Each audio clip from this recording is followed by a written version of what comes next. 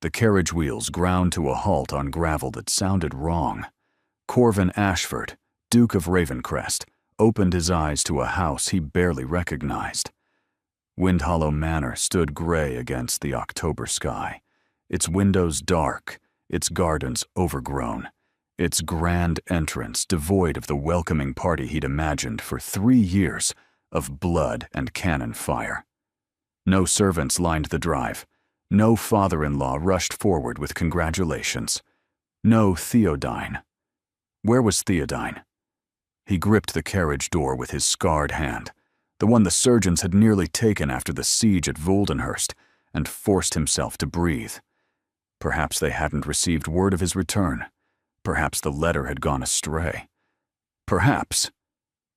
The front door opened. A woman emerged, slight, dark-haired, dressed in faded morning gray. She moved down the stone steps with careful precision, her hands clasped before her, her face pale as winter dawn. Corvin's mind scrambled to place her. She looked like Theodine, the same delicate bone structure, the same dark eyes, but wrong somehow. Quieter, dimmer, like a candle beside his fiancée's blazing torch. The sister. The name surfaced slowly. Malis, the younger one, the silent one. He'd met her perhaps twice before the war, both times in Theodine's shadow, both times forgettable. She stopped at the base of the steps and curtsied, her movements precise and formal. Then she lifted her gaze to his, and Corvin felt something tighten in his chest. Her eyes were not dim at all. They were deep, dark, and filled with something that looked terrifyingly like grief. "Where is your sister?" His voice came out harsher than intended, roughened by years of shouting orders across battlefields. "Where is Theodine?" Milas did not answer. She simply stood there, watching him with those impossible eyes, her lips pressed together in a thin line. "I asked you a question." Corvin descended from the carriage, ignoring the shooting pain in his left leg, another gift from Voldenhurst, and crossed the gravel toward her. "Where is my fiancée?"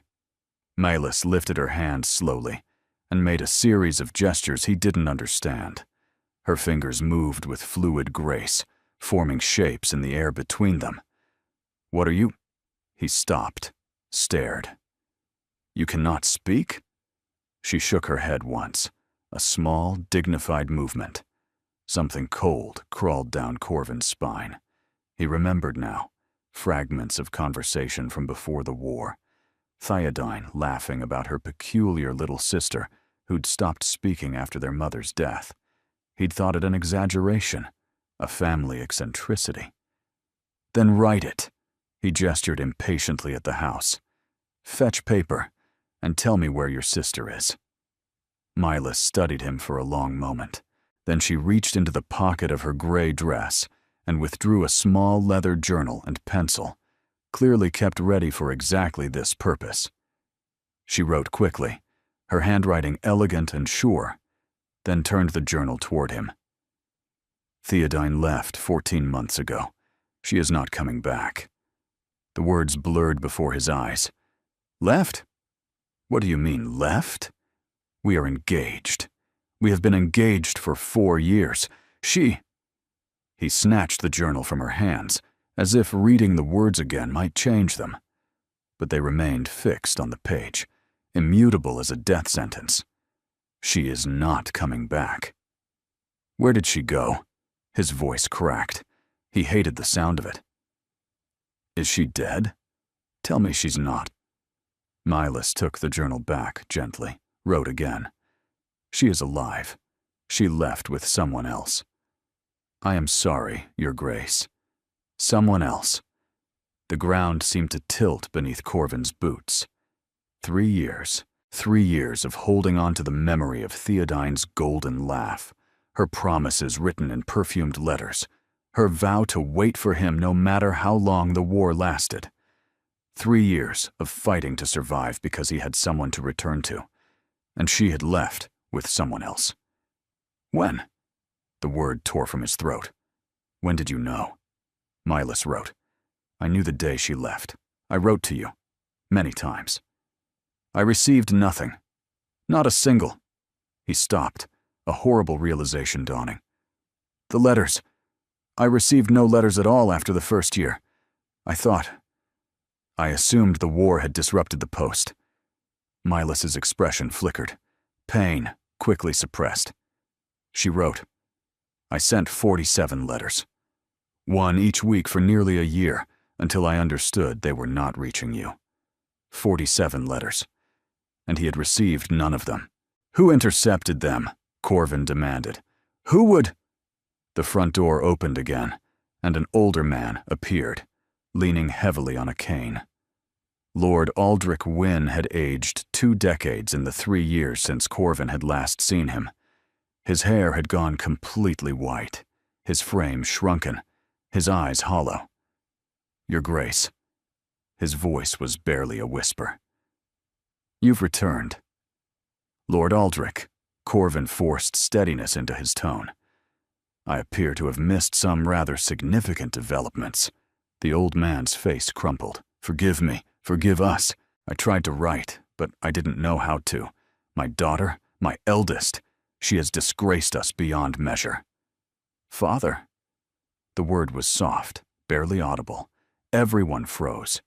Corvin turned to Mylas, stunned. She had spoken. Her voice was rusty, unused, barely more than a breath. But she had spoken.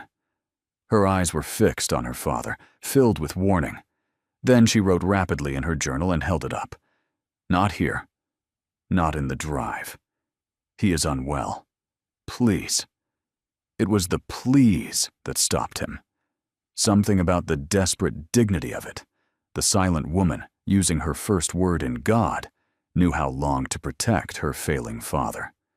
Corvin looked between them, the broken patriarch, the silent sister, and felt the shape of catastrophe pressing in from all sides. Very well, he straightened, calling upon every ounce of aristocratic composure he possessed. Let us go inside, and then, Miss Wynne, you will tell me everything.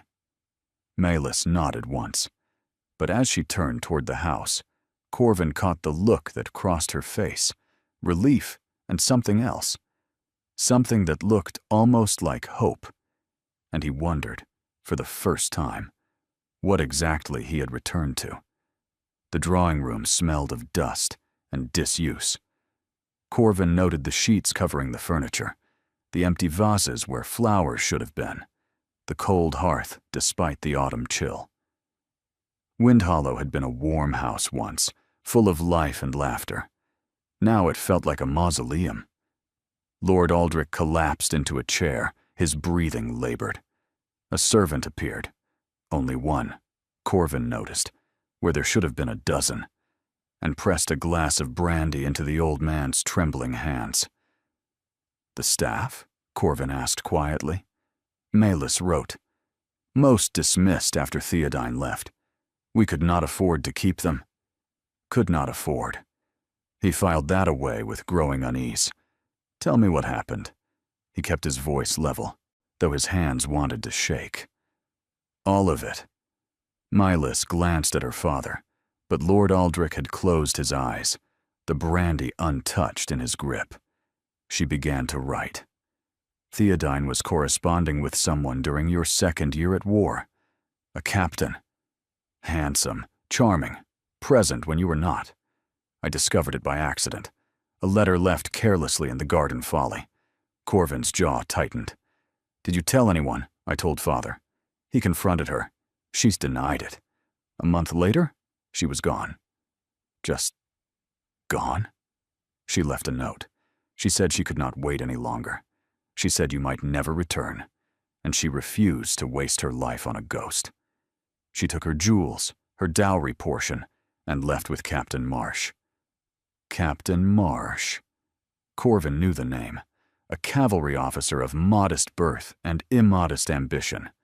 He'd served 2 regiments over from Corvin's own, known more for his charm than his combat record. Theodine had left him for a man like that. And the scandal? His voice sounded foreign to his own ears. The broken engagement. Mylas's expression flickered with something like admiration, Or perhaps pity. There was no announcement. Father wrote to no one.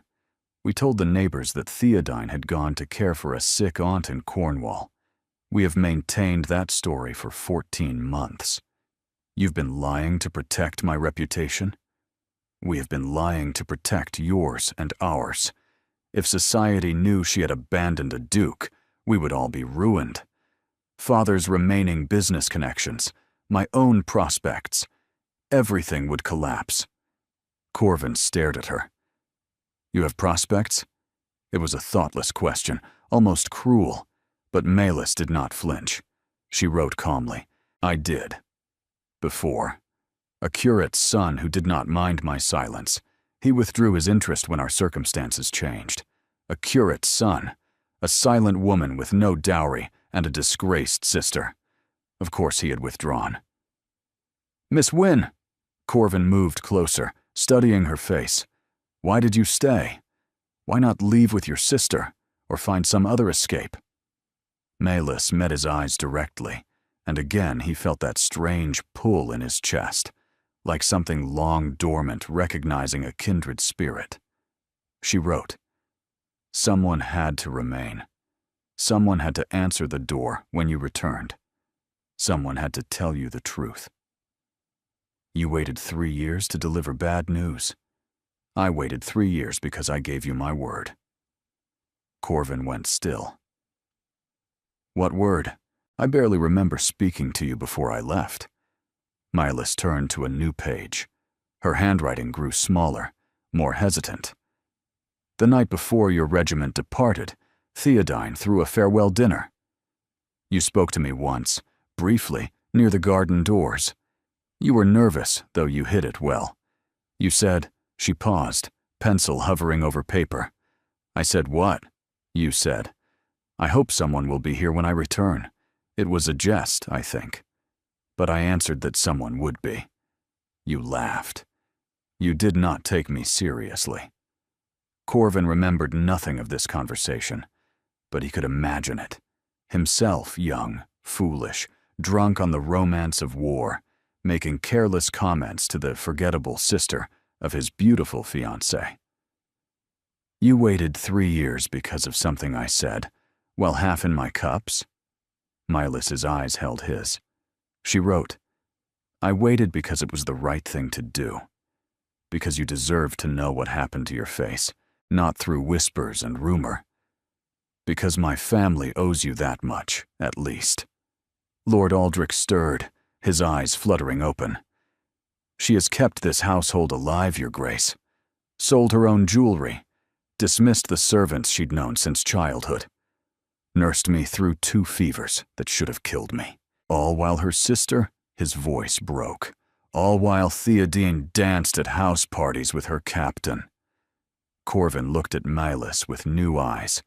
The faded dress. The careful economy of her movements. The journal kept always at hand, because she had no voice to speak her truth aloud. She had sacrificed everything to maintain a fiction that protected his honor. Why? The question came out raw. Why would you do all that for a man you barely know? Malis wrote slowly, deliberately. Because I believed you would come back. And I believed you deserved to come back to something other than ashes. The silence stretched between them. Corvin thought of the 47 letters she had written, the 3 years she had waited, the sister who had abandoned them all. And he realized, with dawning clarity, that the woman standing before him had given him more loyalty in 3 years of silence than Theodine had given him in 4 years of promises. Miss Wynne, he said quietly, I believe we have much more to discuss. She nodded, and in her dark eyes, that flicker of hope burned a little brighter. They walked in the overgrown garden because Lord Aldrich needed rest, and because the house felt suffocating with ghosts of what should have been. Corvin's leg ached with every step, but he welcomed the pain. It kept him anchored to the present, away from the spiraling fury and betrayal threatening to consume him. Malis walked beside him in silence, her natural state he was beginning to understand, matching her pace to his halting gait without comment or condescension. "I have a problem," he said finally. "Several, actually, but one that supersedes the others." She tilted her head, waiting. "I am 31 years old. I have just returned from 3 years of war to discover my engagement dissolved and my reputation hanging by a thread of lies. I am also, according to my solicitor's last letter, required to marry within the year or forfeit significant portions of my inheritance to a distant cousin who would very much like to see me fail." Mylis's eyebrows rose. She wrote, "Your father's will?" "My grandfather's, actually." The old bastard believed strongly in the continuation of the line. He stipulated that any Duke of Ravencrest must be married by age 32, or the unentailed properties, including the London house, the Scottish hunting lodge, and approximately 40% of the estate's income, pass to the next eligible male relative. That seems excessive. That was my grandfather, excessive in all things. Corvin paused beside a moss-covered statue of Aphrodite, her face weathered beyond recognition. "I have 11 months. Finding a suitable bride under normal circumstances would be challenging enough. Finding one while concealing the scandal of my former fiancé's defection will be nearly impossible." Mylis was very still. Her pencil hovered over the page, but she did not write. "You see my dilemma," Corvin continued. "If I announce the broken engagement, I become an object of pity and speculation. Every fortune hunter and desperate mother in London will descend upon me, and every eligible woman of quality will wonder what deficiency drove Theodine away. If I remain silent, I cannot court anyone new because the world believes I am still engaged." He turned to face her directly. "Unless..." Mylis met his gaze. A flicker crossed her expression. Understanding, perhaps, or the beginning of it. "Unless what, Your Grace?" "Unless I marry someone who already knows the truth. Someone who has reason to maintain the family's silence. Someone whose reputation would be salvaged rather than damaged by association with a duke." Mylis's hand trembled slightly. She wrote, "You cannot mean..." "I mean exactly what you think I mean, Miss Wynne." She stared at him, her dark eyes wide, and he saw the moment comprehension fully landed. The journal nearly slipped from her fingers. "You want to marry me?" "I'm proposing an arrangement," Corvin corrected. "A practical solution to multiple problems. You need security, financial and social. I need a wife who will not ask inconvenient questions about my former engagement. We both need to preserve what remains of our family's standing." Mylis shook her head rapidly, backing away a step. She wrote with shaking hands, "This is madness. I am nobody. I cannot speak.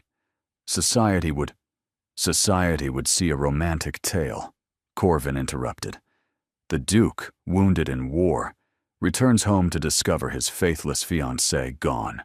But her loyal sister, who maintained correspondence throughout his absence," he gestured toward her, "who waited for him when no one else did. That sister becomes the true heroine of the story. You want to lie to everyone. I want to tell a different truth. You did write me letters. You did wait for me. If we allow people to believe that affection grew from correspondence, that I transferred my intentions to the more worthy sister, it becomes a love story rather than a scandal." Mylis turned away from him, her shoulders rigid. For a long moment, she simply stood there, facing the dying garden, her silence more eloquent than words.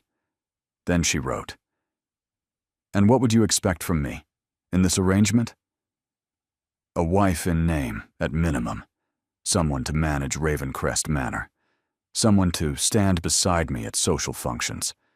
An heir, eventually, if we find ourselves." He hesitated, choosing words carefully. "If we find ourselves compatible in that regard. But I would not force that. I would not force anything. You do not know me. I am beginning to. I cannot be what Theodine was. I cannot charm ballrooms or enchant dinner parties. I cannot. I do not want what Theodine was. The words came out sharper than intended. I want someone who will not lie to me. Someone who will not abandon her family for a cavalry officer with good teeth and empty promises. Someone who will still be here when I wake from nightmares about the war. Someone real. Mylis turned back to face him. Her eyes were bright with unshed tears. You are asking me to give up any chance of what? The curate's son who withdrew his interest? Another match that will never materialize because your family has no money and your sister has destroyed your reputation. He softened his voice. I am asking you to consider a different future than the one you've resigned yourself to. She was quiet for a long time. The autumn wind stirred the dead leaves around their feet, carrying the scent of decay and distant rain. Then she wrote, her hand steadier now. I have conditions. Despite everything, Corvin almost smiled. Name them. First, you will never treat me as inferior, because I do not speak. I will communicate as I am able, and you will respect that my thoughts are no less valid for being written. Agreed. Second, if you ever take a mistress, I will know immediately. Not because I expect fidelity. I am practical enough to understand that may be too much to ask, but because I will not be made a fool. I will not be the last to know, as I was with my sister. Corvin's expression hardened. I will not take a mistress. I watched that particular arrangement destroy my parents' marriage. I have no interest in repeating their mistakes.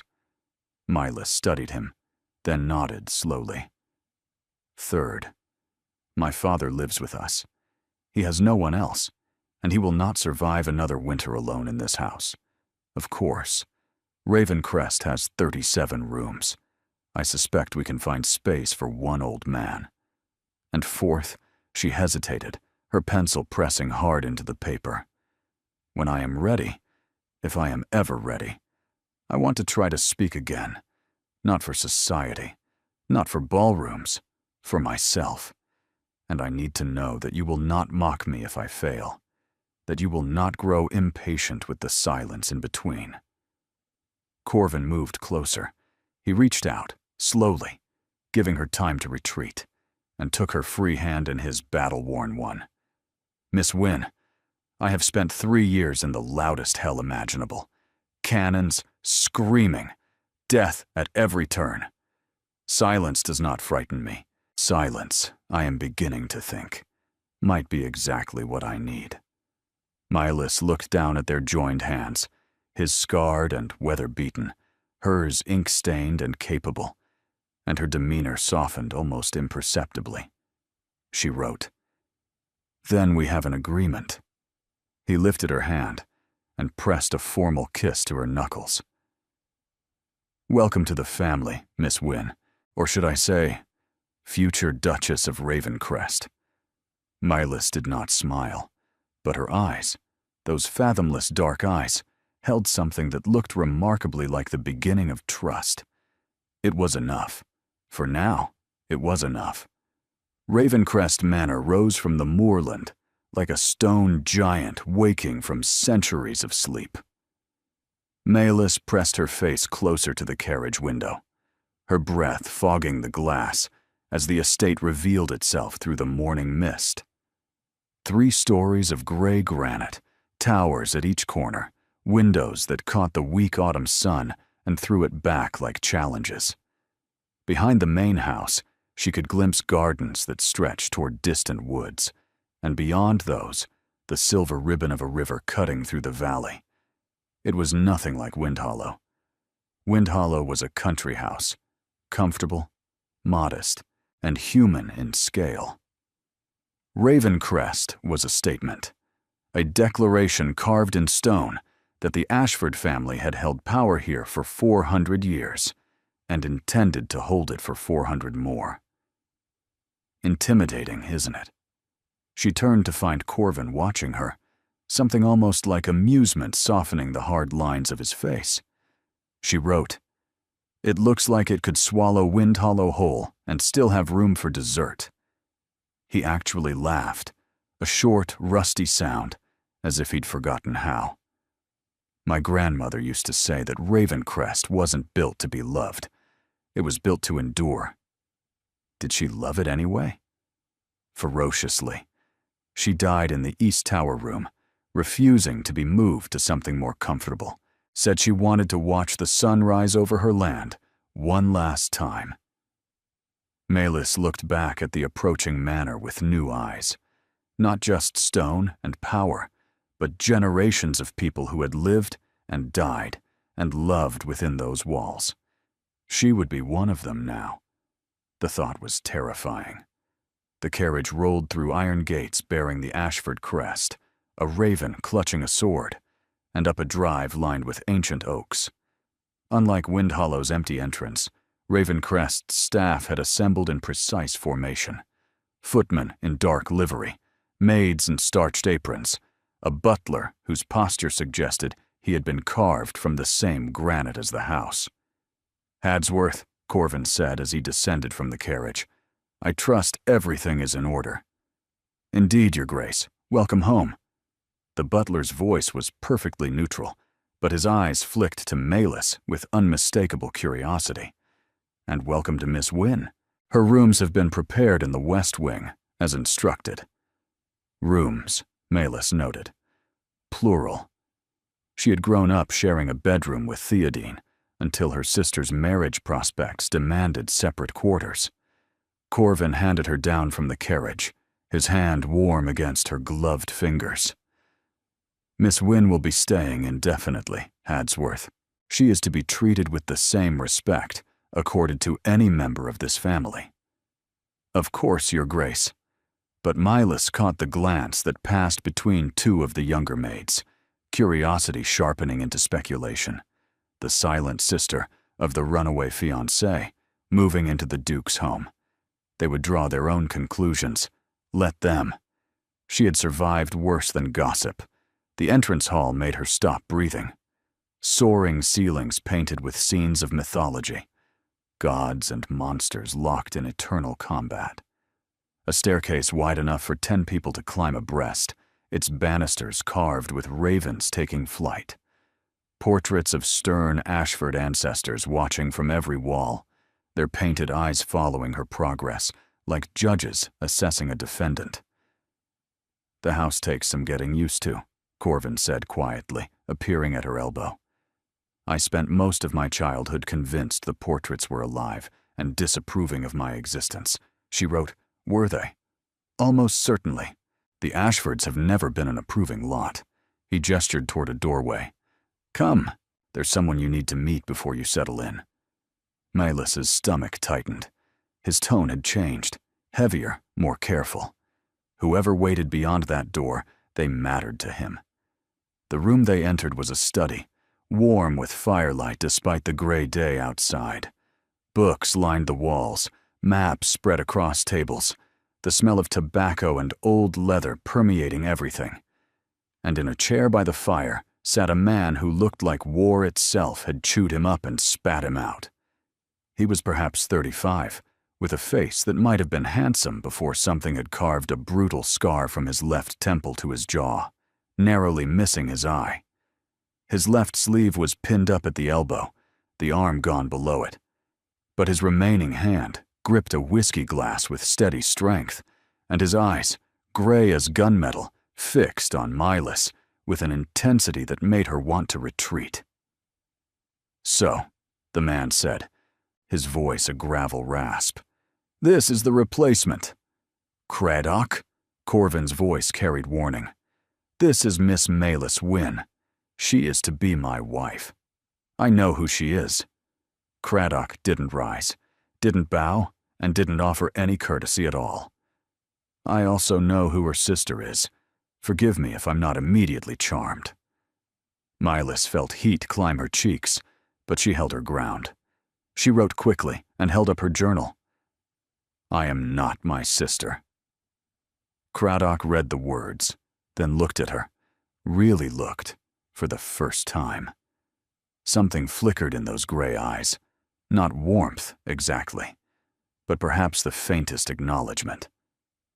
"No," he said slowly. "I don't suppose you are?" "Craddock served with me," Corvin explained, moving to pour himself a drink. "He saved my life at Valdenhurst, took a cavalry saber meant for my throat, and lost his arm in the process. He lives here now." "I'm glad you survived," Maelys wrote, holding it up for Craddock to see. The scarred man snorted. "Are you? Most people look at me and wish I hadn't. Most people are fools." Craddock stared at her for a long moment. Then, impossibly, one corner of his ruined mouth twitched upward. "She doesn't speak," he said to Corvin. "But she's not shy about opinions, is she?" "No," Corvin said, and there was something like pride in his voice. "She is not." Maelys looked between the two men, the battle-marked Duke and his scarred protector, and understood suddenly that this was her first test. Craddock Thorne was the gatekeeper, and he had not yet decided whether to let her pass. 3 days passed in a blur of orientation.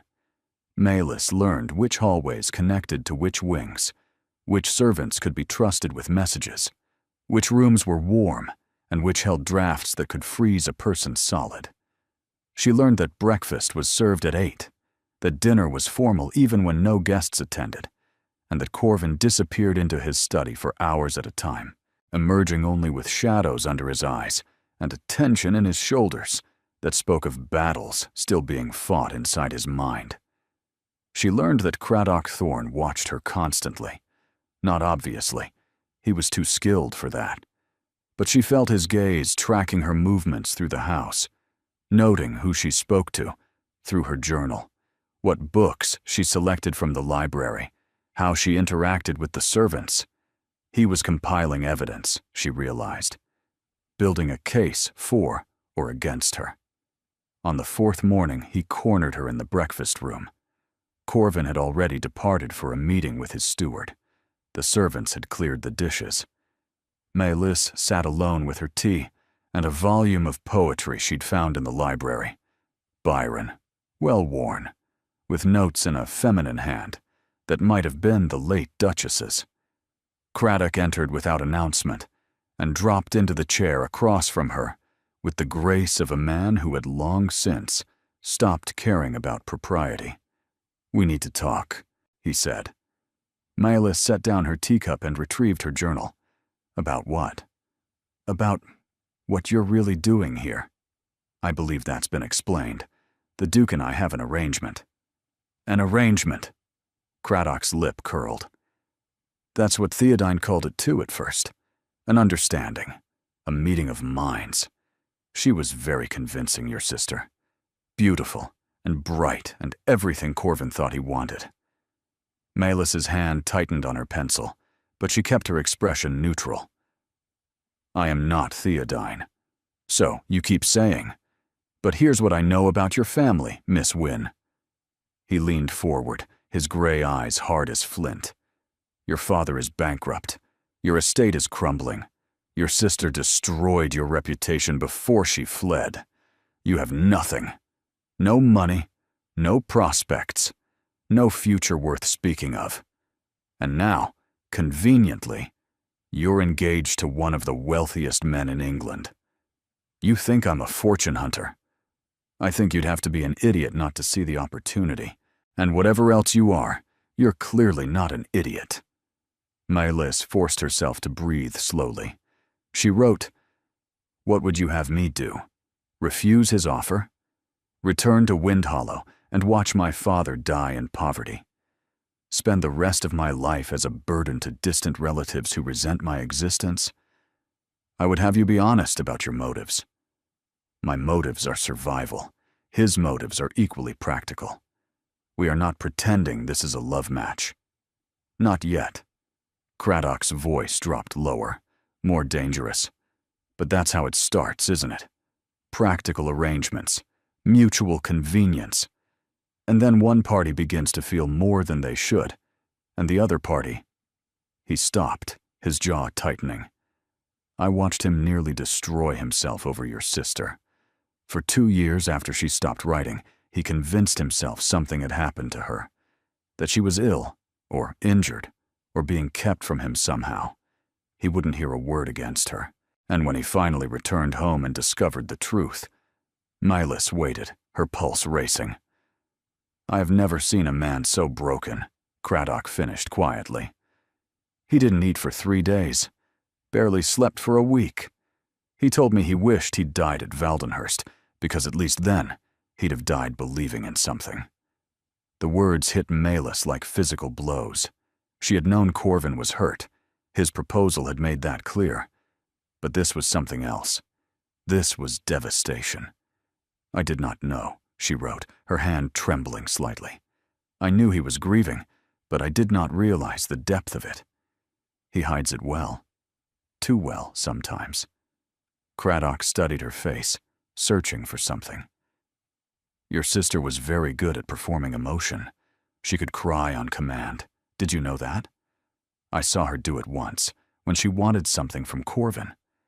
Tears rolling down her face, voice breaking, the whole theatrical production, and 5 minutes later, she was laughing with her friends as if nothing had happened.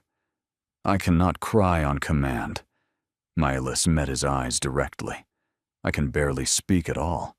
Everything I feel, you can see in my face or read in my words. I have no talent for deception.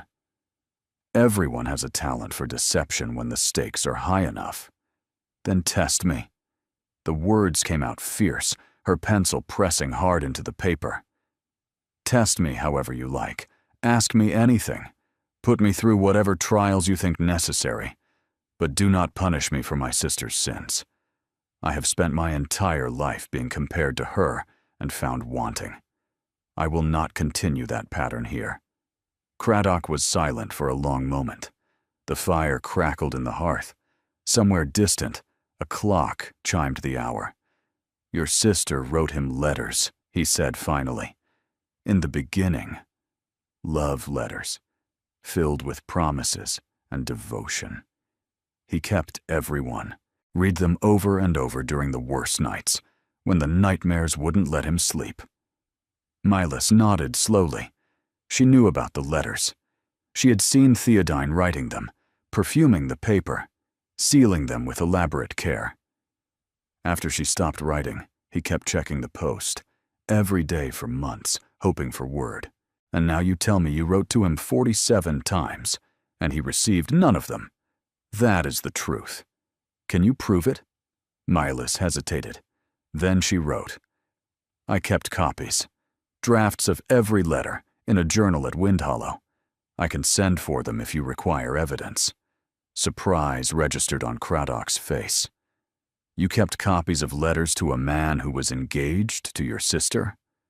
I kept copies because they were the only meaningful writing I had ever done. Because for the first time in my life, I had something to say that mattered. Because... She stopped, her cheeks flushing. Because what? Mylis looked down at her journal, then back up at his scarred face. Honesty, she reminded herself. He wanted honesty. Because I admired him. From a distance, through Theodine's stories, through the glimpses I caught at family gatherings. He was kind to me when no one else bothered. He asked me once what I was reading, and actually listened when I wrote my answer. He was the first person who treated my silence as something other than a deficiency. Craddock absorbed this in silence.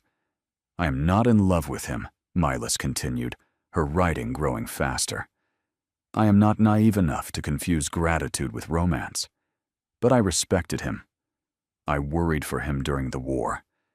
And when my sister abandoned him, I was angry, genuinely, deeply angry, on his behalf. That is why I wrote. That is why I stayed. That is why I agreed to this arrangement. She set down her pencil, her hand aching from the intensity of her grip. Craddock held her gaze, weighing her words. Then he reached into his coat pocket and withdrew a small, battered object, a brass compass, its glass cracked, its casing dented. "This saved my life at Waldenhurst," he said. "A bullet meant for my heart hit this instead. I've carried it ever since as a reminder that sometimes the universe provides unexpected protection." He set the compass on the table between them. "I don't trust easily, Miss Wynne. The war burned that out of me. But Corvin is the closest thing I have to family, and I will destroy anyone who tries to hurt him again." "I understand." "I don't think you do. Not fully. But you might." He stood, his chair scraping against the floor. "Send for those letter copies. I want to read them." "And if you find them satisfactory?" Craddock paused at the doorway, looking back at her with those gray, unreadable eyes. "Then maybe, I'll start to believe you're not your sister." He left without another word. Mylis sat alone in the breakfast room, her chest tight with the enormity of what she had done. She had passed something.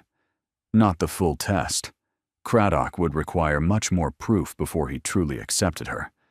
But the first barrier. It was a beginning. The letters arrived from Wind Hollow a week later.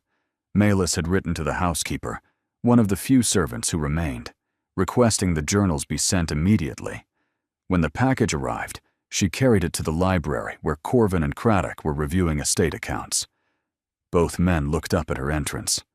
She set the package on the desk and wrote, "My copies. 47 letters. Every one I sent during the war." Corvin stared at the package as if it might bite him. "You kept copies?" "I kept everything. I was not certain the originals would reach you. I wanted a record of what I had tried to say." Craddock reached for the package, but Corvin's hand got there first. "If anyone is going to read these," he said quietly, "it should be me." He unwrapped the brown paper to reveal 3 leather journals, their spines cracked from use. Mylis watched his face as he opened the first one, his eyes scanning her careful handwriting. Quiet filled the room, broken only by the crackling of the fire and the distant sounds of the household. Finally, Corvin looked up at her. His expression was unreadable, but something in his eyes had changed, a rawness that hadn't been there before. "You wrote to me about books," he said, his voice strange. "About the weather, about the garden at Wind Hollow, and the birds that nested in the oak tree outside your window. I did not know what else to write. I had no news of battles, no understanding of war. I only knew the small things of my small life. You wrote to me about your mother's death, about how you stopped speaking afterward, and how words felt trapped inside you with no way out." Mylis's throat tightened. She had forgotten writing that. It had been late at night, 3 months into the war, when loneliness had cracked her open and spilled truths onto paper that she had never told anyone. "I should not have burdened you with that. You wrote that you hoped the letters would keep me company, even if you weren't sure they would reach me. You said—" He paused, his voice roughening. "You said that you imagined me reading them by firelight, somewhere safe, and that the imagining helped you sleep at night." Craddock had gone very still. Mylis did not know what to write. The words she had committed to paper 2 years ago felt impossibly intimate now, exposed in the light of day. Corvin closed the journal gently. "I wish I had received these. They might have made no difference. They would have made every difference." He met her eyes, and for the first time she saw something beyond grief and duty in his gaze, something that looked almost like wonder. "Do you know what kept me alive at Waldenhurst? The thought of coming home, the thought that someone was waiting. But I was imagining the wrong person." The words hung in the air between them. "Corvin, I need time." He stood abruptly, gathering the journals. "I need to read all of these, properly, alone." He left the library without looking back. Mylis stood frozen, uncertain whether she had just destroyed something or begun to build it. Craddock cleared his throat. "Well, that was unexpected." She turned to him, her eyes burning with tears she refused to shed. He studied her for a moment, then nodded slowly. Not quite approval, but something approaching respect. "You really aren't your sister, are you?" She shook her head.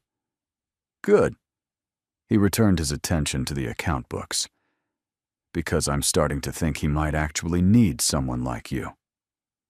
The days that followed were strange and tender. Corvin read her letters slowly, 1 or 2 each evening, and each morning his demeanor toward her altered almost imperceptibly. He began seeking her out for walks in the garden despite the cold. He asked questions about her childhood, her mother, the day she stopped speaking. He shared stories of his own, the grandmother who had shaped him, the father who had died when Corvin was 19 and left him to inherit a dukedom before he was ready. The loneliness of shouldering such responsibility so young. They spoke in their fashion. He with words, she with her journal. And somewhere in the exchange, walls began to crumble. One afternoon, she found him in the library, staring at a letter she had written during the second winter of the war. "You were ill," he said, without looking up. "You had a fever for 2 weeks. You wrote that you weren't afraid of dying, only afraid that if you died, no one would tell me what had happened to Theodine. I was delirious for most of it. I barely remember writing that. You wrote that your greatest regret would be leaving the truth unspoken, that I deserved to know, and that if you couldn't deliver the message in person, perhaps your ghost could manage it." Despite herself, Mayless felt a small smile tug at her lips. "I was apparently quite dramatic when feverish. You were honest." Corvin finally looked at her, and the intensity in his gaze made her breath catch. In 2 years of correspondence with Theodine, she never once wrote anything this real. It was all performance, beauty and wit and empty promises. She loved you, in her way. No, the word was quiet but absolute. She loved the idea of being a duchess. She loved the security, the status, the life she imagined. But me, the actual man, he shook his head. I don't think she ever saw me at all. Myless moved closer, drawn by something she couldn't name. She wrote, "What do you see when you look at me?" Corvin said nothing for several heartbeats. Then he reached out and took her journal from her hands, setting it aside. Slowly, giving her time to retreat, he cupped her face in his palms, one smooth, one marked by war, and studied her as if memorizing every feature. "I see someone who waited," he said softly. "Someone who stayed when everyone else left. Someone who speaks more truth in written silence than most people speak in a lifetime of conversation." Her blood rushed in her ears so loudly she was certain he could hear it. "I see someone I am beginning to—" He stopped, his jaw tightening. "It's too soon. I know it's too soon. But I look at you, and I don't see Theodine's shadow anymore. I see you. Only you." Myless's eyes filled with tears. She couldn't speak. She rarely could. But she leaned into his touch, pressing her cheek against his palm. It wasn't a declaration of love. Neither of them was ready for that. But it was something. A bridge being built between two broken people, plank by careful plank. "There's going to be a dinner," Corvin said, his voice steadier now. "In 2 weeks. A formal introduction of you to the neighboring families. It will be the first time society sees us together as an engaged couple." She pulled back slightly, reaching for her journal. "Will I need to speak?" "No. I'll explain that you communicate through writing. Some people will be cruel about it. Prepare yourself for that. But you won't be alone. Craddock will be there. I will be there. And if they ask about Theodine," his expression hardened, "we'll tell them she's caring for a sick aunt in Cornwall. The same story your family has been telling. By the time the truth emerges, if it ever does, we'll be married and beyond scandal. You think the truth will emerge?" I think secrets have a way of surfacing, but by then, we'll face it together. Together. The word wrapped around Malis like a promise. She wrote, I should probably learn which fork to use for which course. It has been a while since I attended a formal dinner. Corvin laughed, a real laugh this time, warm and surprising. I'll have Mrs. Hartwell give you lessons. She's trained generations of Ashford brides. She'll have you dining like a duchess in no time. I'm not a duchess yet. No. He lifted her hand to his lips and pressed a kiss to her knuckles, the same gesture he'd used when they'd sealed their arrangement, but different now. Softer. More real. But you will be. Malis watched him leave the library, her hand still tingling where his lips had touched. This was dangerous. She was beginning to feel things that had no place in a practical arrangement. But as she retrieved her journal and pressed it to her chest, she found she couldn't quite bring herself to care. The evening of the dinner arrived with cruel swiftness. Malis stood before the mirror in her chambers, barely recognizing the woman who stared back. The gown was midnight blue silk, cut in the latest fashion, with delicate silver embroidery along the bodice. Her dark hair had been swept into an elaborate arrangement by the lady's maid Corvin had assigned to her, a kind, patient woman named Brinley, who had not once shown frustration at Malis's inability to give verbal instructions. You look like a duchess, she wrote in her journal, holding it up for Brinley to see. You look like yourself, miss, Brinley replied warmly. Only polished. A knock at the door. Craddock's voice, gruff but not unkind. The guests are arriving. Corvin sent me to escort you down. Malis took one last look at her reflection, squared her shoulders, and opened the door. Craddock stood in the hallway in formal evening wear that did nothing to soften the brutality of his scars. He looked her over with a critical eye, then nodded once. You'll do? High praise from you. Don't get used to it. But there was something almost like warmth in his gray eyes. Listen, tonight will be difficult. These people, the Ashford neighbors, the local gentry, they've known Corvin since he was a boy. They knew his parents, his grandparents. They think they have a right to judge whoever he chooses to marry. And they will judge me harshly. Some will. Lady Pemberton is a viper in silk. Lord Ashwick drinks too much and says whatever enters his head. The Whitmore daughters will smile to your face and tear you apart the moment you turn your back. Malis absorbed this information calmly. Anyone I should try to win over? Sir Aldous Crane. He was Corvin's godfather. If he approves of you, the others will follow eventually. Craddock offered his arm, an unexpected courtesy. Stay close to Corvin. Respond to questions through him when possible, and whatever happens, don't let them see you falter. She took his arm, and together they descended to the battlefield. The great hall blazed with candlelight. 20 guests had assembled, their faces a blur of curiosity and calculation as Malis entered on Craddock's arm. She felt every gaze land upon her like a physical weight, assessing, measuring, and finding her wanting. Then Corvin appeared at her side, and the weight lifted slightly. You look beautiful, he murmured, taking her hand from Craddock and tucking it into the crook of his elbow. Remember, we face them together. The introductions began. Names and titles washed over her in waves. Lord and Lady Pemberton. Sir Aldous Crane with his kind eyes and white whiskers. The Whitmore sisters in matching pink. Lord Ashwick already flushed from pre-dinner drinks. Each greeting followed the same pattern. Corvin would introduce her, explain that she communicated through writing due to a childhood illness, and watch their reactions carefully. Most managed polite smiles. Some showed genuine curiosity. A few, Lady Pemberton chief among them, radiated barely concealed disdain. How extraordinary, Lady Pemberton drawled, her sharp eyes raking over Malis. A silent duchess.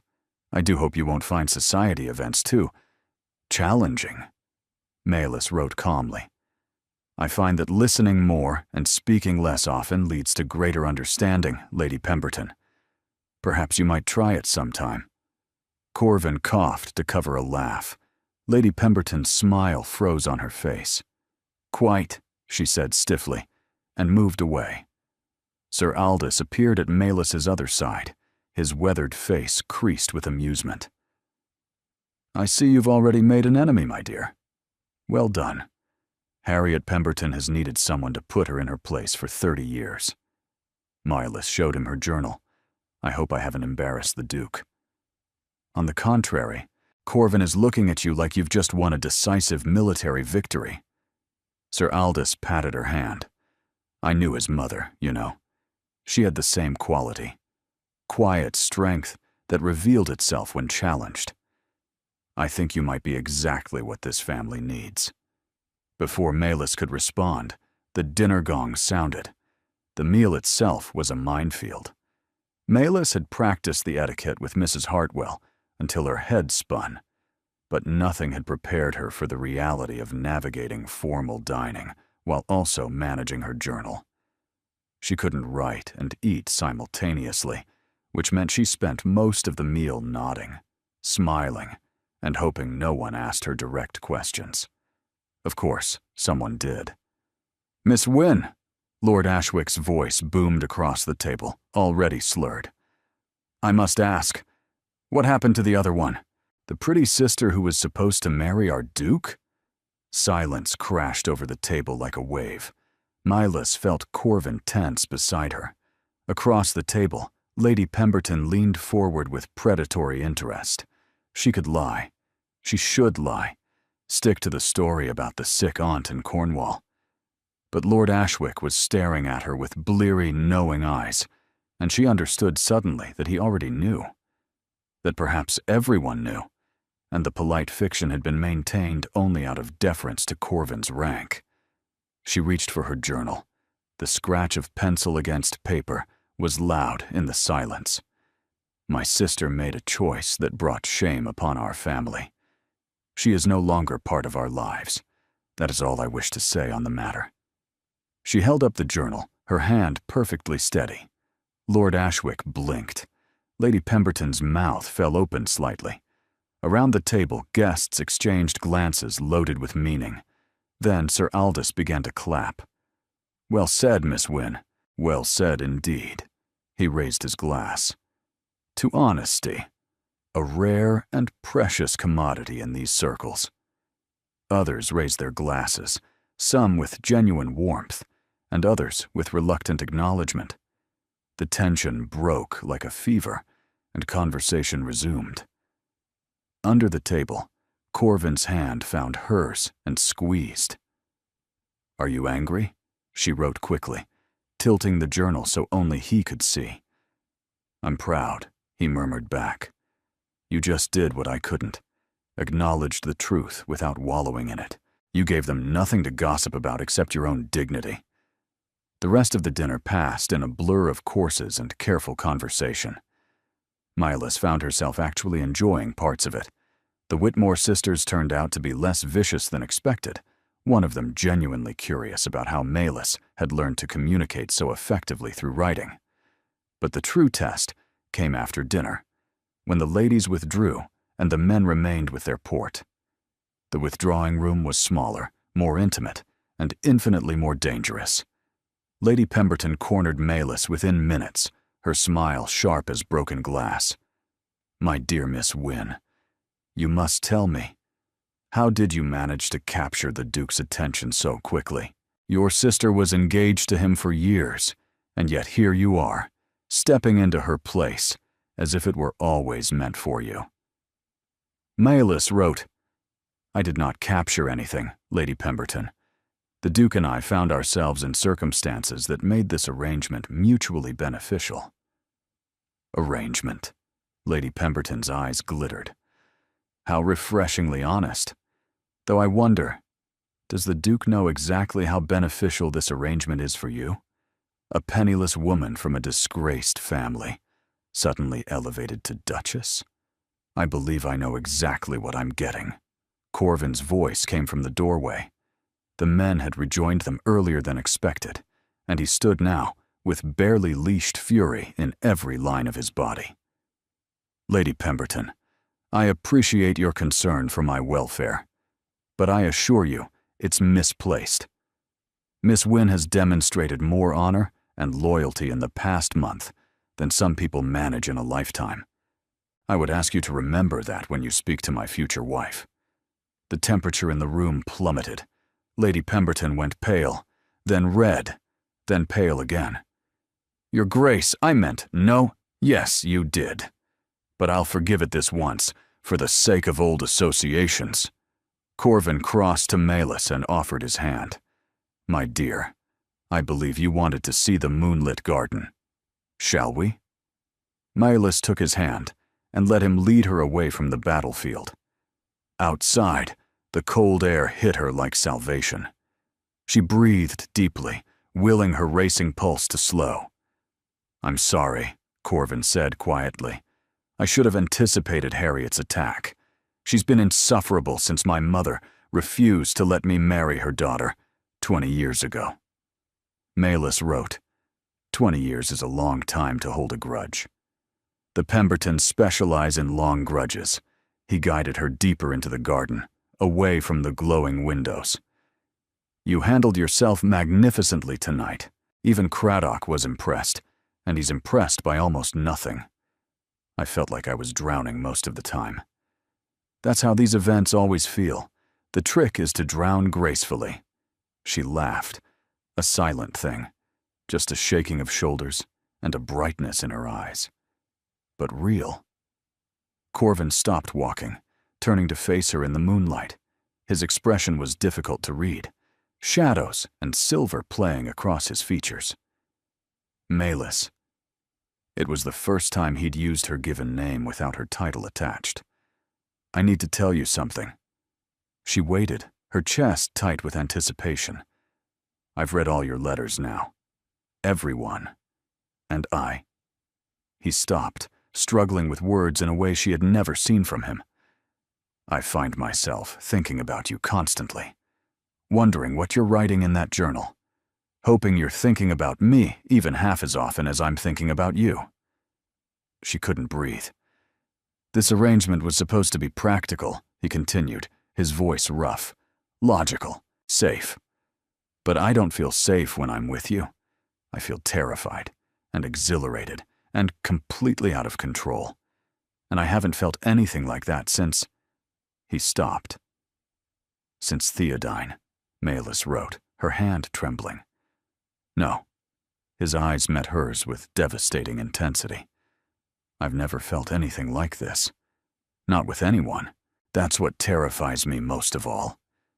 The moonlight wrapped around them like silk, and somewhere in the house behind them, Malus heard the clock begin to chime midnight. The days following the dinner changed everything. Corvin sought her out constantly now, for walks, for meals, for quiet hours in the library, where he read aloud while she curled in the chair across from him, her journal forgotten in her lap. The pretense of practical arrangement had crumbled, replaced by something neither of them dared name. One afternoon, a week after the dinner, Malus found a package on her writing desk. Inside was a beautiful leather journal, far finer than any she had ever owned, with her initials embossed in gold on the cover. The note attached was in Corvin's handwriting. So you never run out of words to share with me. See. She pressed the journal to her chest, blinking back tears she refused to shed. That evening, she wore the new journal to dinner. Corvin noticed immediately, and the smile that crossed his face, soft, private, meant only for her, made something bloom in her chest like spring after endless winter. There's going to be a ball, he said as they lingered over dessert. The Harvest Assembly, 3 weeks from now. The largest social event in the county. Everyone will attend. Malus felt a flutter of anxiety. Will I be expected to dance? Dancing is optional, but being seen is mandatory. He reached across the table and took her hand. It will be our first public appearance as an engaged couple, our chance to silence the whispers once and for all, or amplify them. I have faith in you. His thumb traced circles on the back of her hand. You've already survived, Lady Pemberton. The Harvest Assembly will be nothing compared to that. She wanted to believe him. She wanted to believe in all of it. The arrangement that had become something more, the future stretching before them, the impossible hope that had taken root in her heart. But hope was a dangerous thing. Hope could be shattered. The shattering came 2 weeks later. Miles was in the library, reviewing household accounts with Mrs. Hartwell, when the door burst open and Craddock strode in. His face was ashen beneath his scars. Where's Corvin? In the village, meeting with the tenant farmers. What's wrong? Craddock thrust a letter at her. This just arrived. Express rider from London. Miles took the letter with trembling hands. The seal was unfamiliar. A rampant lion, crudely stamped in red wax. She opened it and began to read. To His Grace, the Duke of Ravencrest, I write to inform you that your former fiancée, Miss Theodine Wynne, has returned to London. She is currently residing at the home of Mrs. Arabella Thornwood in Mayfair, and has expressed her desire to speak with you at your earliest convenience. She wishes you to know that her association with Captain Marsh has ended, and that she deeply regrets the pain her departure caused. She hopes that reconciliation might still be possible. Your humble servant, J. Blackwood, Esquire. The letter fell from Milas's numb fingers. Theodine. Theodine had returned. Theodine wanted reconciliation. Milas. Craddock's voice seemed to come from very far away. This doesn't change anything. Corvin is engaged to you now. He won't... She shook her head, backing away from him. Her hands were shaking too badly to write. He loved her, she thought wildly.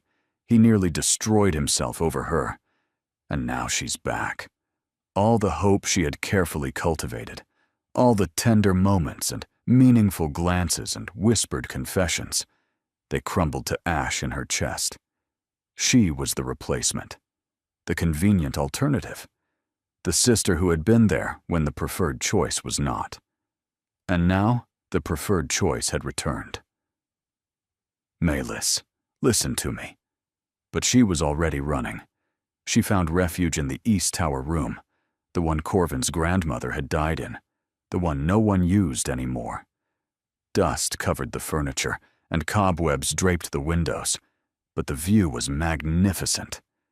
Endless moorland stretching to the horizon, wild and empty and free. She stood at the window for hours, watching the sun sink toward the hills, her mind a tempest of fear and grief. When the door opened behind her, she didn't turn around. Craddock told me. Corvin's voice was raw. Milas, please look at me. She didn't move. He crossed the room and gently turned her to face him. His expression when he saw her tear-streaked cheeks was devastating. Anguished, furious, tender all at once. You think I would go back to her? She reached for her journal, but he stopped her, taking both her hands in his. You think that after everything, the letters, the conversations, the way I feel when you walk into a room, you think I would abandon you for a woman who abandoned me? She couldn't speak. She couldn't write. She could only stare at him with all the terror and hope warring in her heart. Theodine returning changes nothing, Corvin said fiercely. She made her choice when she left with Marsh. She broke our engagement, shattered my trust, and nearly destroyed me. And you, his voice cracked. You stayed. You wrote 47 letters I never received. You kept my household alive when your own family was falling apart. You waited. But you loved her, Milas thought desperately. You loved her, and I am only... I'm going to say something now, Corvin continued, his grip tightening on her hands. "And I need you to hear it. Really hear it." She waited, her breath suspended. I loved the idea of Theodine, the beautiful, charming, perfect wife I thought she would be. But I never knew her. Not really. She never let me see anything beneath the surface. He released one of her hands to cup her face, tilting it toward him. "But you, I know you. I know that you take your tea with 2 sugars and no milk. I know that you read poetry when you're sad and philosophy when you're happy. I know that you bite your lip when you're concentrating and tap your pencil when you're impatient. I know that you have the most expressive eyes I have ever seen, and that your silence speaks louder than most people's words." Mylis felt tears spilling down her cheeks again, but these were different. Warm, where the others had been cold. "I know you," Corvin repeated softly. "And I choose you. Not because Theodine is gone, but because you are here. Because you are extraordinary. Because somewhere in the past weeks, I stopped seeing our arrangement as practical and started seeing it as the best decision I have ever made." He pressed his forehead to hers, and she could feel the tremor in his body, the effort it took to lay himself so bare. "I love you, Mylis Wynne. Not instead of your sister. Not because of your sister. I love you for yourself, and I will spend the rest of my life proving it if you'll let me." The words shattered something inside her, a wall she hadn't even known she'd built, a fortress protecting her heart from hopes too dangerous to hold. She pulled back just enough to write, her hand shaking so badly the words were barely legible. "I love you too. I have loved you since before I had any right to. Since the letters. Since I understood who you really were." Corvin read the words, and his face transformed, joy breaking through like sunrise. Then he kissed her. It was not gentle. It was not careful. It was 3 years of waiting and hoping and fearing, compressed into a single moment of desperate connection. His hands tangled in her hair, pulling loose the careful pins. Her fingers clutched his coat, anchoring herself to him as if the world might tear them apart. When they finally broke apart, both breathing hard, Corvin laughed, a wild, incredulous sound.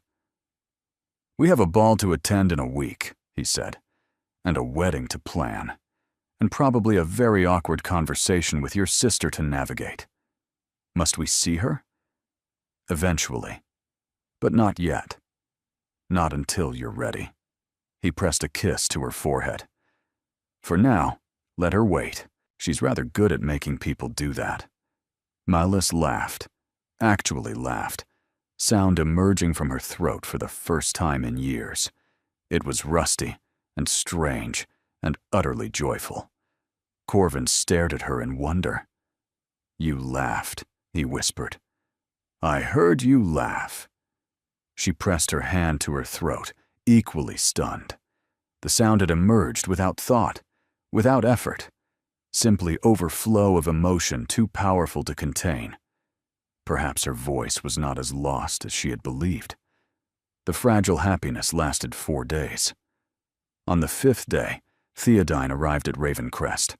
Mylis was in the morning room when the carriage came up the drive, a hired conveyance, not the elegant equipage Theodine had always preferred.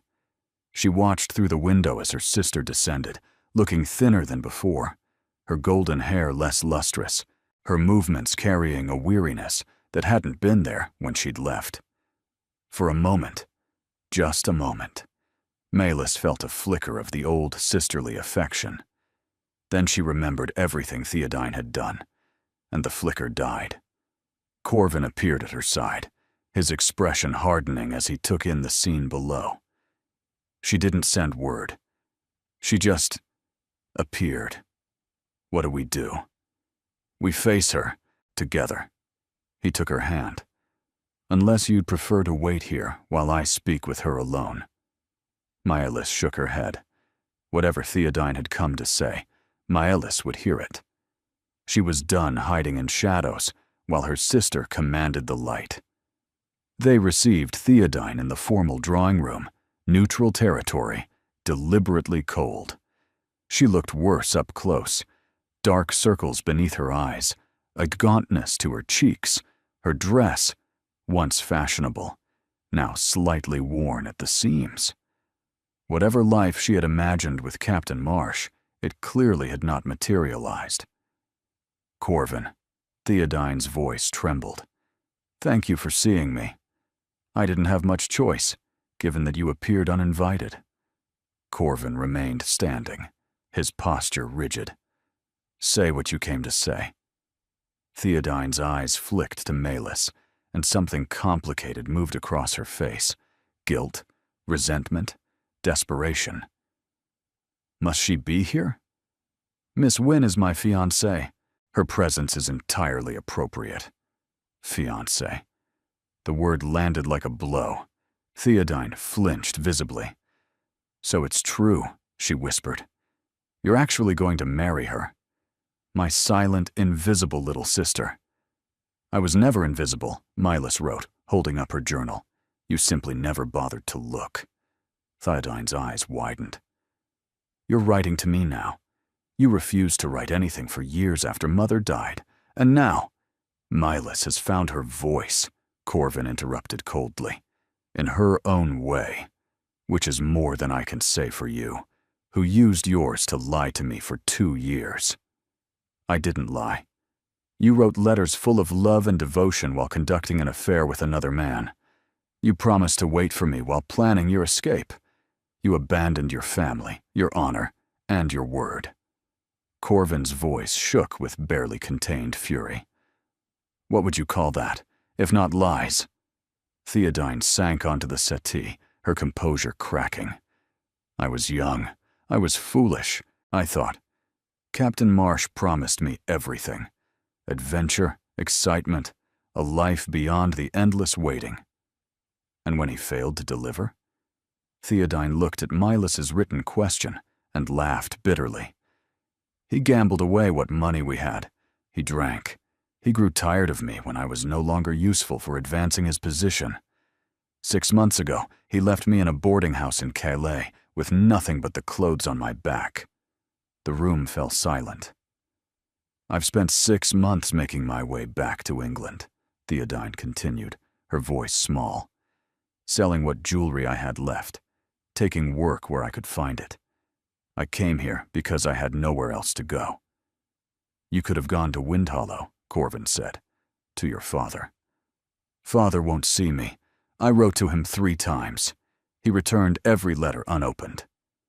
Tears streamed down Theodine's face. Real tears, not the theatrical variety she had once deployed so effectively. "I have nothing, Corvin. No money, no reputation, no future. I came to beg your forgiveness and ask for your help." Malus watched her sister weep and felt the old familiar patterns trying to assert themselves. Theodine crying, Malus comforting, Theodine needing, Malus providing. "No, not this time." She wrote quickly.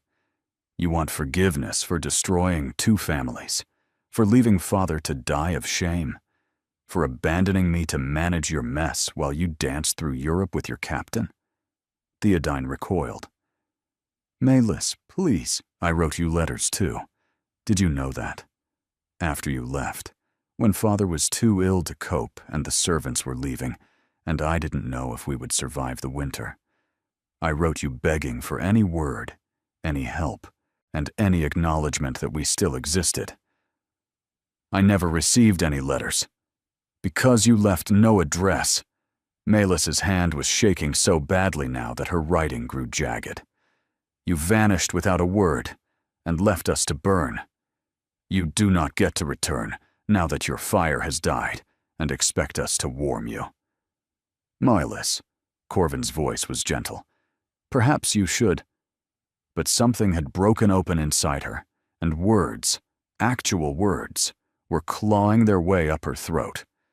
"You took everything." The sound that emerged was hoarse, broken, and barely recognizable as speech. Everything. Everyone froze. Theodine stared at her sister in shock. Corvin's hand found Milas's shoulder, gripping tight. "You're speaking," Theodine whispered. "Milas, you're actually speaking. Do not." The words came easier now, though they scraped like gravel. "Do not act as if this is a happy occasion. You lost the right to share my victories when you abandoned us." She was shaking all over, tears streaming, voice cracking. But she was speaking. After 12 years of silence, she was speaking. And she was using her voice to say no. "Corvin." Theodine turned to him desperately. "Please. I know I don't deserve anything. But surely, for the years we had, you can find some compassion." "I can find compassion," Corvin said quietly. "I can arrange for you to stay at an inn in the village while you determine your next steps. I can provide a modest sum to help you establish yourself somewhere else. But I cannot offer reconciliation, Theodine. I cannot offer a return to what we had." "Because of her?" Theodine's voice turned ugly.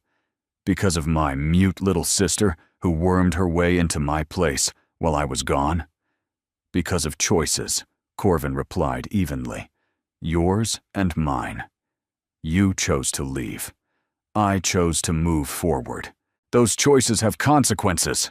Theodine's face contorted with rage and despair. "You'll regret this, both of you. She'll never be what I was. She'll never shine like I did. She'll embarrass you with her silence and her strangeness." "Enough." Corvin's voice cracked like a whip. "I will not hear another word against the woman I love. You will leave Ravencrest today. You will accept the help I've offered, or refuse it as you choose. But you will not poison this house with your bitterness." He rang for the butler. "Have Miss Theodine's belongings returned to her carriage. Arrange rooms for her at the Crown Inn in the village for 1 week, at my expense. After that, she is on her own." Theodine stood slowly, her face a mask of shattered pride. She looked at Milas one last time. "You always were waiting in the shadows, weren't you?" she whispered. "Watching, judging, waiting for your moment." Milas met her sister's eyes and spoke aloud, each word deliberate, painful, and necessary. "I was waiting for him to see me, and he did. That is the difference between us, Theodine. You needed to be the center of attention. I only needed to be seen by someone who mattered." Theodine swept from the room, the door closing behind her with finality, and Milas collapsed into Corvin's arms, shaking with the enormity of what she had done. She woke the next morning with no voice at all. The confrontation with Theodine had cost her everything she'd gained. Her throat felt scraped raw, and when she tried to speak, nothing emerged but a painful whisper. Milas curled in her bed, tears leaking onto the pillow. Of course this had happened. Of course the universe would give her voice back only to snatch it away the moment she used it. A knock at the door. She didn't answer, couldn't answer. But Corvin entered anyway, carrying a tray with tea and honey. "Brinley told me you were struggling," he said softly, setting the tray on her bedside table. "Don't try to speak. Just rest." She reached for her journal, but he caught her hand. "Don't write either. Not yet." He sat on the edge of her bed, his weight a comfort. "Just be, for a little while." They sat in silence as the morning light strengthened. Corvin poured tea, added honey, held the cup to her lips until she drank. He said nothing about Theodine, nothing about the scene from the day before. He simply existed beside her, a steady presence in the storm. Finally, she reached for the journal. He released her hand. "I ruined everything. You ruined nothing. I spoke, and now I can't. The voice came back, and I wasted it on her." "You didn't waste it." Corvin's voice was fierce. "You used it to say what needed saying. You stood up for yourself, for us, in a way you've never been able to before. That's not waste. That's triumph. It doesn't feel like triumph. Triumph rarely does in the moment. He brushed a strand of hair from her face. The voice will return. It's a muscle that hasn't been used in 12 years. It needs time to strengthen. But Malis, you spoke. After all this time, you spoke, and your first words were a defense of your own worth. She hadn't thought of it that way. I have never been more proud of anyone in my life, Corvin continued, and I have commanded soldiers in battle. I have watched men perform incredible feats of courage under fire. But what you did yesterday, facing your sister, finding your voice, refusing to be diminished, that was the bravest thing I have ever witnessed. Malis felt fresh tears spilling, but these were different. Cleansing. The ball is in 3 days. We can postpone. No. She wrote the word firmly. We will attend. I will not let Theodine's return derail our plans. Are you certain? You said we face things together. You said I would not be alone. She met his eyes. Did you mean it? With every fiber of my being. Then we attend the ball. And if I cannot speak, I will write. And if I cannot write, I will simply stand beside you and let them see that I am not afraid. Corvin leaned forward and pressed his forehead to hers. How did I ever deserve you? You didn't, she wrote. But you got me anyway. The universe is strange that way. He laughed, a warm, genuine sound that wrapped around her like sunlight. The universe is indeed strange, he agreed. Strange and wonderful and far kinder than I ever expected. The days before the ball passed in a blur of preparation.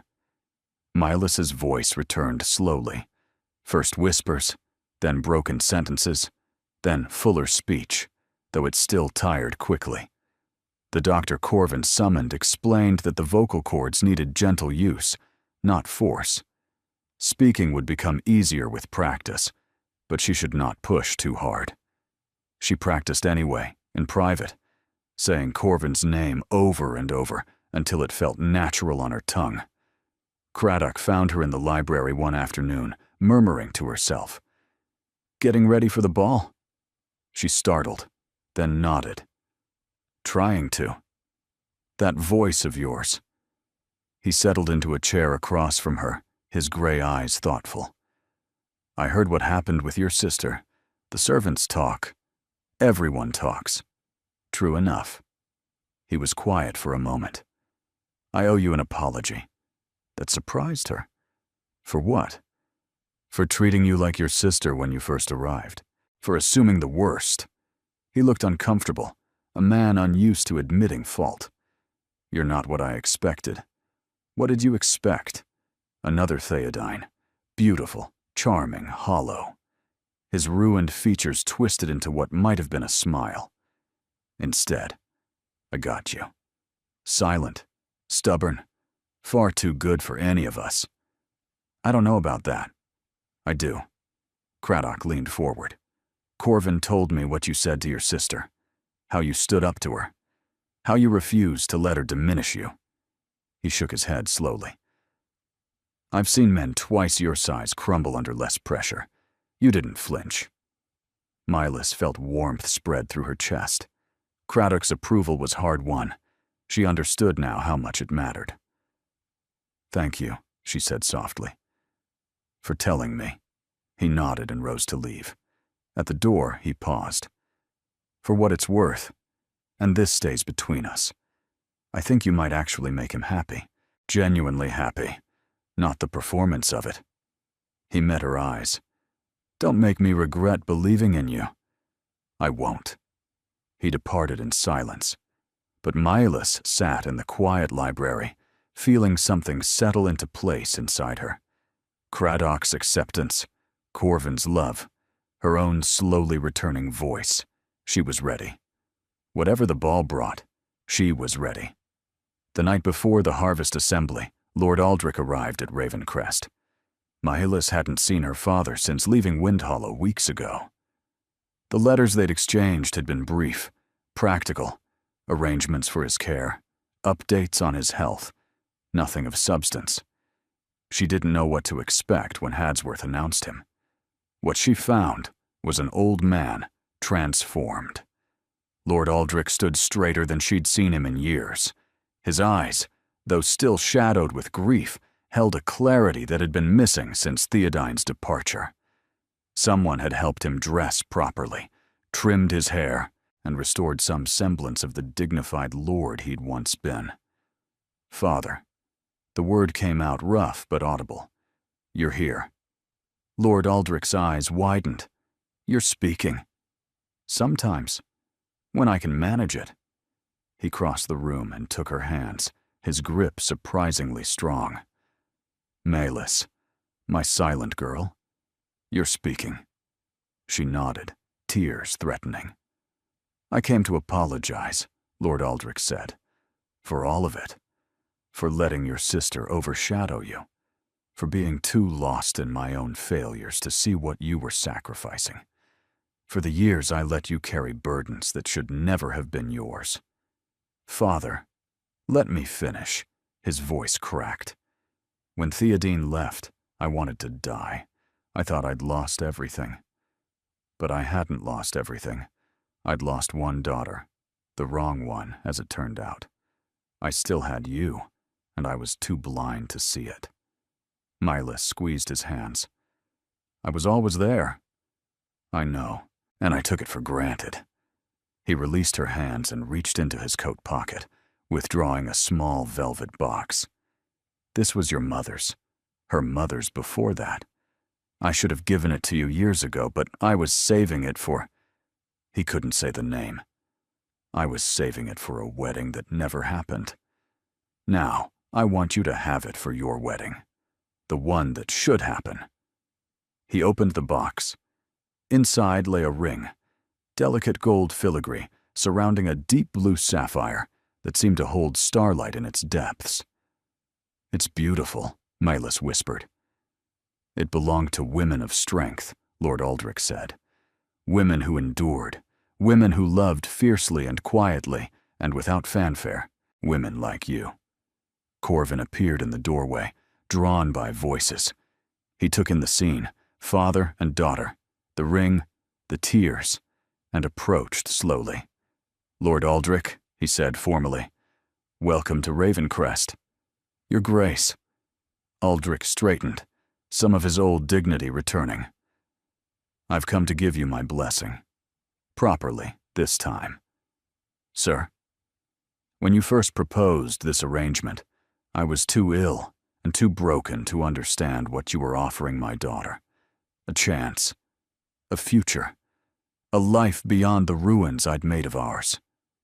Aldrich met Corvin's eyes steadily. "But I understand now, and I want you to know, she is the best of us. She always was. If you hurt her, I will find strength I didn't know I had to make you regret it." "I won't hurt her," Corvin's voice rang with certainty. "I love her." Aldrich considered him carefully, then nodded slowly. "I believe you do." He turned back to Milas and pressed the ring box into her hands. "Wear it tomorrow. Let the world see that you come from somewhere, that you have history and legacy and people who love you, even if we failed to show it properly." Milas threw her arms around her father, something she hadn't done since childhood. He stiffened in surprise, then softened, his arms coming up to hold her. "I'm proud of you," he whispered into her hair. "So proud. Your mother would be proud too." They stood there, father and daughter, healing wounds that had festered for years. When they finally separated, Corvin was watching with an expression of quiet joy. "Lord Aldrich," he said, "would you do us the honor of attending the ball tomorrow? As Milas's father, you should be there when we're officially presented as an engaged couple." Aldrich hesitated. "I'm not certain I'm fit for society." "You're fit," Craddock said, appearing from nowhere as he so often did. "I've seen worse at military gatherings. We'll clean you up, get you a proper suit. You'll terrify the dowagers." Despite himself, Aldrich laughed, a rusty, unpracticed sound. The Duke's scarred soldier and the bankrupt lord will certainly make an impression. That's the spirit. Craddock clapped him on the shoulder. Come, I'll show you to your room. We have work to do before tomorrow. He led Aldrich away, leaving Corvin and Milas alone. Your family is gathering, Corvin observed. Craddock accepting you, your father giving his blessing. Soon you'll have an army at your back. I only need one person at my back, Milas said, her voice stronger now. The rest is simply reinforcement. Corvin pulled her close and kissed her forehead. Tomorrow, we face them all, together. Together, she agreed. And for the first time, the word felt less like a promise and more like a certainty. The harvest assembly blazed with light. Ravencrest's great hall had been transformed, candles in every sconce, hothouse flowers spilling from every surface, musicians filling the air with music that swelled like hope itself. The county's finest had gathered in their most splendid attire. Every eye turned toward the grand staircase where the Duke of Ravencrest would formally present his bride-to-be. Milas stood at the top of those stairs, her heart hammering against her ribs. The sapphire gown Corvin had commissioned for her caught the candlelight and threw it back like captured stars. Her mother's ring glinted on her finger. Her hair was woven with tiny white flowers that Brinley had gathered that morning from the conservatory. She looked like a duchess. She felt like a woman about to leap from a very high cliff. Ready? Corvin appeared beside her, devastating in formal black, his scarred hand extended toward her. She took it. No. Perfect. Neither am I. They descended together. The murmur started immediately, a wave of whispers rolling through the assembled guests. Milas felt eyes tracking her every movement, cataloging every detail, preparing judgments that would be delivered over breakfast tables for weeks to come. She lifted her chin and kept walking. At the base of the stairs, Corvin stopped and turned to face the crowd. The music faded. The whispers died. Every person in that glittering room held their breath. Ladies and gentlemen, Corvin said, his voice carrying to every corner. Many of you have known me since I was a boy. You've watched me grow, go to war, return home. You've wondered, I'm sure, what kind of woman would finally capture my heart. He turned to Milas, and his expression softened into something so tender that she felt tears prick her eyes. Tonight I have the honor of introducing her, Miss Malis Wynne, who waited 3 years while I was at war, who wrote me 47 letters I never received because she believed I deserved to know I wasn't forgotten, who saved her family when others abandoned them, who speaks more truth in silence than most people speak in a lifetime. The crowd stirred, uncertain how to respond. Corvin continued, Some of you will judge her for what she cannot do, for the voice that was stolen by grief when she was a child, for the words that come through written pages instead of spoken breath. His voice hardened. I pity you if you do, because you will miss knowing the most remarkable woman I have ever met. He lifted their joined hands. Milas Wynne will be my wife, my partner, my duchess. And if anyone in this room has objections to voice, I invite you to keep them to yourselves, because my choice is made, and it will not change. Silence rang like a bell. Then, from the back of the room, a single pair of hands began to clap. Craddock Thorne, his scarred face split in a rare smile, applauding with his one remaining hand against his thigh. Lord Aldrich joined him, then Sir Aldous Crane, then, slowly, then faster, the rest of the assembly. The applause built like thunder, washing over Malis in waves. She turned to Corvin, overwhelmed. They're applauding. They're applauding you. He lifted her hand to his lips. Now, will you dance with me? The orchestra struck up a waltz. The crowd parted to create a space, and Malis Wynne, who had spent her life invisible, danced with the Duke of Ravencrest, while every eye in the county watched. She did not stumble. She did not falter. She moved through the dance as if she had been born for this moment, which perhaps in some way she had been. When the waltz ended, Corvin held her close, his forehead pressed to hers. "I love you," he whispered, "with everything I am." And Milas, her voice rough but clear, spoke loud enough for those nearby to hear. "I love you too, with everything I have found the courage to become." Around them, the ball continued. Music swelled. Guests danced. Lady Pemberton watched with pursed lips that slowly relaxed into reluctant acceptance. But Corvin and Milas saw none of it. They saw only each other. 1 year later, the nursery at Ravencrest faced east, catching the morning sun. Milas stood by the window, watching dawn paint the moorland gold, one hand resting on the swell of her belly, where new life grew. Behind her, she could hear Corvin stirring in the bedroom they now shared.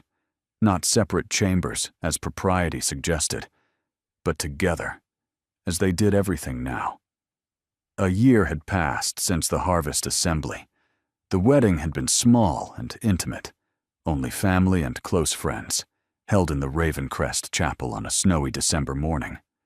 Milas had worn her mother's ring and a gown of ivory silk, and she had spoken her vows aloud, her voice trembling but clear. Lord Aldrich had lived to see it. He had died 3 months later, peacefully, in the guest room that had become his home. His last words had been to Milas, "Your mother is proud. I'm certain of it." Theodine had written once, from a modest address in Bath, where she had taken work as a music teacher. The letter was brief, formal, asking nothing, only reporting that she was alive and managing. Milas had written back equally briefly. They were not reconciled, and might never be, but they were, perhaps, at peace. Craddock remained at Ravencrest, serving as Corvin's steward and closest friend. He had taken to reading the letters Milas had written during the war. She had given him copies after the wedding, and occasionally quoted them back to her with his gruff smile. "You have a way with words," he had told her once. "You should write more." Not letters, stories, she had started. Slowly, in her elegant journals, she was crafting tales of women who waited, and women who spoke, and women who loved fiercely against all odds. Perhaps someday she would share them. But for now, she was content with mornings like this. Golden light, growing life, and footsteps approaching behind her. "You're awake early." Corvin's arms wrapped around her from behind, his chin resting on her shoulder, his hands joining hers over their child. "I wanted to watch the sunrise. And what did you see?" She leaned back into him, smiling. "Home," she said. "I saw home." He pressed a kiss to her temple, and together they watched the sun rise over the moors, the silent sister who had found her voice, the broken duke who had found his heart, and the future stretching before them like an endless golden road.